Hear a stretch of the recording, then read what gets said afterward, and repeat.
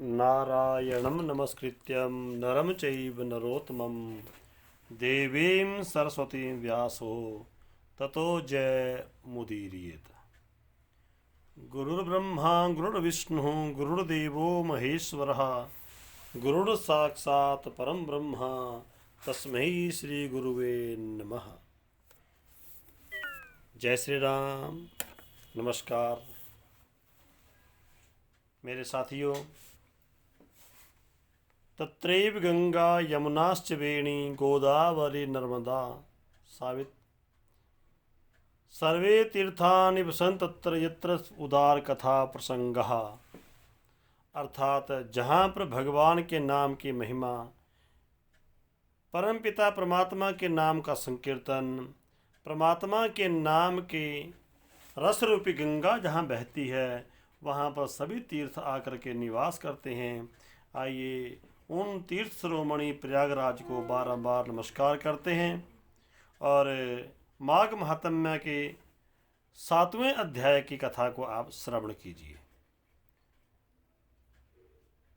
6ठे अध्याय कथा में सारांश में कहा गया था कि एक वैश्या, एक बनिया जो बहुत धर्मात्मा था, धर्म कर्म करके उन्होंने अपना जीवन यापन किया और जीवन पर्यंत प्रभु का नाम लेते लेते बैकुंठ को चला गया और अपने कारोबार का भार अपने पुत्र कुंडल और विकुंडल दोनों पुत्रों को दे करके इस संसार से विदा हो गया। लेकिन उनके पुत्रों ने अधर्म का सहारा लिया, पाप कर्मों में लिप्त होकर के सत्संग सत्कर्म दया धर्म दान से बहिर्मुख होकर के अनेकानेक नीच कर्मों को करते हुए अपना जीवन को बिताया। अंत में बड़े भाई कुंडल को शेर ने मार दिया और छोटे भाई विकुंडल को जो है सांप ने डस करके मृत्यु के घाट दोनों को उतार दिया। दोनों भाई यमराज के द्वार पर पहुँचे और 7वें अध्याय के बीच में यमदूतों ने यमराज से निवेदन किया कि महाराज बताइए इन दोनों पातकियों को, दोनों पापियों को कौन सी सजा दी जाए, कौन से नरक में गिराया जाए ताकि धर्म की स्थापना करने वाले इस धरा के ऊपर प्राणी पाप कर्मों से दूर रहे। देखिए अचंभे की बात, अलौकिक माया की बात देखिए। धर्मराज ने उनके संपूर्ण कर्मों का विस्तार से जान करके जो निर्णय दिया ये अचंभित करने वाला था, बड़ा ही स्तंभित करने वाला है। धर्मराज कहता है कि यम के दूतों, आप जो बड़ा भाई है कुंडल उसे रौरव नरक में डाल दो। अर्थात ये जो बड़ा पुत्र था वैश्या का और जो बड़ा भाई है कुंडल उसे घोर नरकों में डाल दो। एक के बाद एक करोड़ों नरकों में वर्षों तक करोड़ों की यातनाएं भोगने के लिए नरकों में डाल दो। और जो दूसरा भाई छोटा भाई है विकुंडल उसे पीताम्बर पहना करके दिव्य वस्त्रों से भूषित करके भगवान के हरिधाम को स्वर्ग लोक से ले जाओ। इतनी बात सुनते ही, दिव्य रहस्य को बात को सुनते ही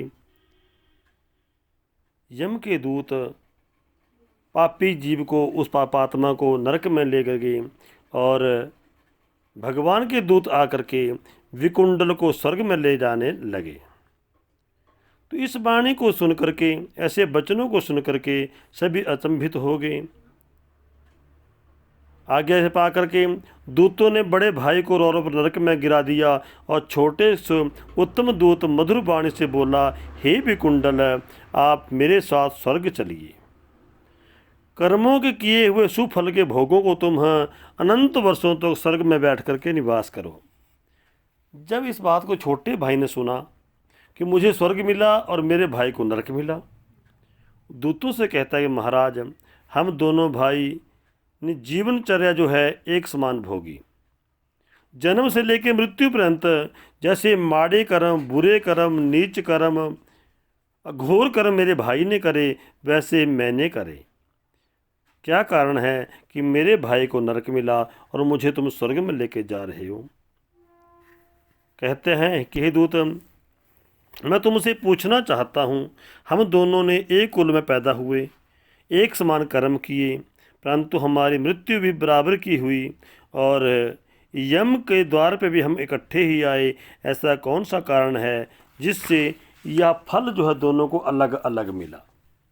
यमदूत कहने लगे, हे विकुंडल, जिस प्रकार एक वृक्ष पर अनेक प्रकार के पक्षियों का आगमन एवं वास होता है, जैसे दिन के समय इस धरा के ऊपर अनेक प्रकार के खग मृगंग अनेक प्रकार के अपने जीवन क्रियाओं को भोगने के बाद पक्षी जो है एक वृक्ष का सहारा ले लेते हैं, एक वृक्ष का श्रेय ले लेते हैं और रात्रि उस वृक्ष पर बिताते हैं। सुबह उठ करके हर एक पक्षी अपने अपने झुंड में अपने अपने साथियों के साथ अपनी दिनचर्या शुरू कर देता है।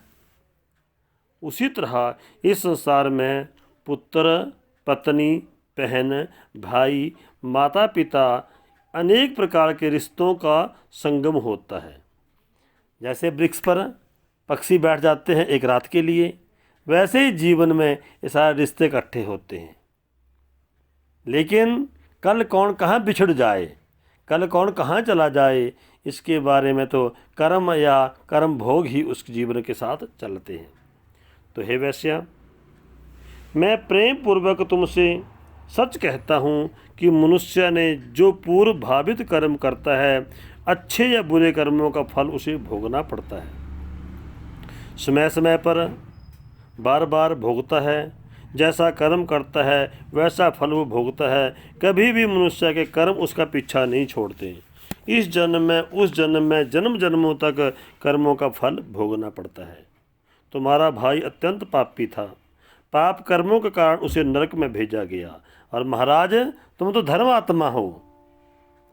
नहीं प्रभु, मैं धर्मात्मा नहीं हूँ, मैंने भी एक समय एक जैसे पाप किए। लेकिन यम के दूत कहते हैं कि नहीं, धर्म का तुमने आचरण किया और धर्म के फल से ही तुम्हें धर्मराज ने स्वर्ग का स्थान तुम्हें दिया। तो मैंने कौन सा धर्म किया, इसके बारे में आप बताइए तो सही। तो विकुंडल ने कहा कि मैंने इस जन्म में पाप ही पाप किए, कोई पुण्य तो किया नहीं। किस पुण्य के प्रभाव से मुझे स्वर्ग मिला, मैं समझ नहीं पा रहा हूँ। तो देवदूत कहने लगे, मैं अपने हे वैश्या सुनो, जो पुण्य तुमने किया वो अनजाने में हो गया, लेकिन महान पुण्य तुमने कर दिया। तुम उस पुण्य के बारे में शायद जानते भी नहीं और तुम्हें ज्ञान भी नहीं। लेकिन याद कीजिए, आपका एक मित्र जो बना था वो ब्राह्मण पुत्र था। अर्थात जीवन में तुम भाइयों ने पाप कर्मों में लिप्त रहे, लेकिन तुम्हारा एक मित्र बना था ब्राह्मण का बेटा। और ब्राह्मण का बेटा सुबह उठ करके प्रातः काल में ब्रह्म मुहूर्त में उठ करके सरोवर पर स्नान करने के लिए जाता था, हरि के नाम का सुमिरन, हरि के नाम का भजन करने के जाता था। और तुम भी सुबह जल्दी उठ करके उस ब्राह्मण पुत्र के साथ सरोवर में स्नान करने चले जाते थे। वो अपने धर्म का पालन करता था, लेकिन तुम तो अपने मित्र का साथ देने के लिए ही अनजाने में ही सरोवर में स्नान करते थे। तो हे श्रेष्ठ, तुमने अनजाने में सही 2 वर्षों तक माघ महीने के पवित्र माघ महीने का स्नान ब्राह्मण पुत्र के साथ किया। ब्राह्मण पुत्र तो धर्म का पालन करते थे, तुमने अपने धर्म का नहीं अपने मित्र का साथ निभाते हुए जो 2 बार स्नान कर लिया माघ महीने का, तो एक महीने से पूर्व जन्म के पाप और दूसरे महीने से इस जन्म के संपूर्ण पाप आपके धुल गए। अंततः गति हुई, तुम्हें सांप ने काटा। और धर्मशास्त्र कहते हैं कि जो सांप के काटने से मरता है उसे सांप बनना पड़ता है।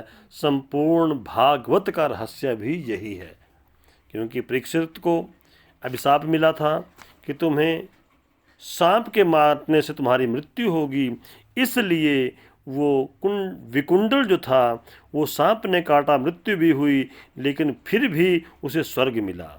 अर्थात बड़े से बड़े अभिशाप को भी ये माह का महीना, माह का स्नान, माह का धर्म, माह के महात्म्य जो है उसे नरकों से बचाता है।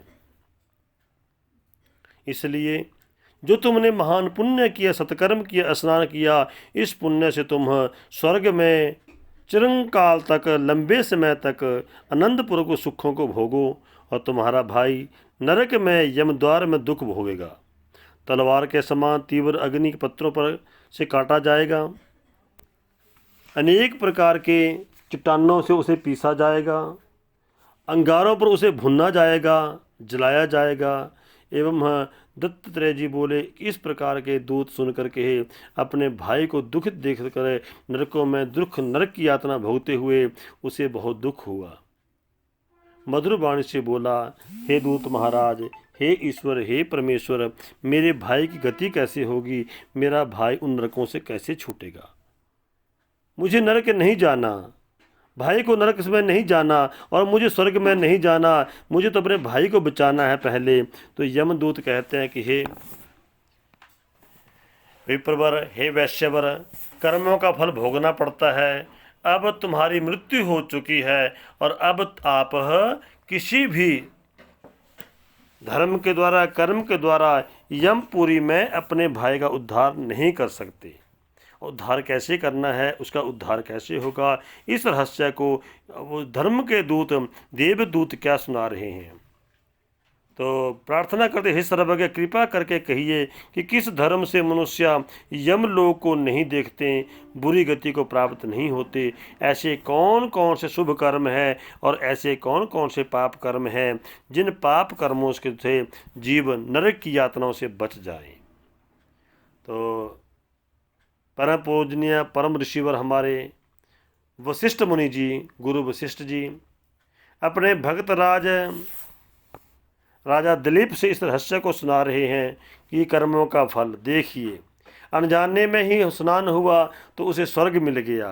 और सज्जनों, मेरे साथियों, प्रभु प्रेमियों, श्रद्धा भक्ति के साथ यदि हम मानुष का तन ग्रहण करके, धर्म की ध्वजा हाथ में लेकर के, धर्म का सहारा लेकर के, धर्म ज्ञान के द्वारा हरि के नाम लेते हुए इस संसार में यदि इस सत्कर्म को करेंगे, माघ महीने में तीर्थों का तीर्थ रूपी भगवान के चरण कमलों में जाके स्नान करेंगे, अपने और अपने परिवार को, अपने कुल को हो पाप से मुक्त करके धर्म की स्थापना करते हुए हम भी हरि के धाम को प्राप्त हो जाएंगे। गुरु वशिष्ठ जी कहते हैं कि राजन, जो कोई इस रहस्य को सुनेगा, इस रहस्य को पढ़ेगा, सुनेगा, सुनाएगा, अवश्य वो प्राणी भी पापों से मुक्त होकर के हरि का सानिध्य उसे मिलेगा। तो साथियों, मेरी एक ही अरदास है, मेरी एक ही प्रार्थना है और मेरी एक ही उत्कंठा है, यदि आप इस बात के श्योर हैं, प्रमाणित है, इस बात का विश्वास है भाई कि आपने कोई पाप नहीं किया या पाप नहीं करते हैं, आप बहुत बड़े धर्मात्मा हैं, तब भी धर्म का, शास्त्रों की मर्यादाओं की बातों को मानते हुए अपने जीवन के इस अनमोल सांसों को प्रभु के चरणों में लगाते हुए धर्म कर्म के पथ पर आगे बढ़ते हुए अपने जीवन का निर्वाहन करें। साथियों, इसी प्रकार माघ महात्म्य का 7वें अध्याय संपन्न हुआ और नित्य निरंतर माघ महीने का संपूर्ण पुण्य को पाने के लिए अवश्य करते रहें, प्रतिदिन करते रहें माघ महीने के इस महात्म्य कथा को श्रवण। जय श्री राम। राधे राधे। राधे श्याम।